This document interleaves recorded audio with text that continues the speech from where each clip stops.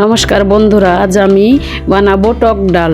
চলেন উপকরণগুলো এক পলক দেখে নিই।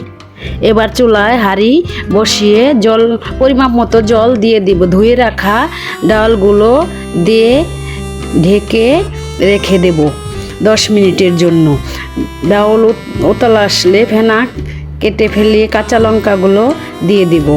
এবার ডাল ফুটে গেছে, ঘুটনা দিয়ে ঘুটে কাঁচা আমগুলো দিয়ে দেব, হলুদ দিয়ে দেব।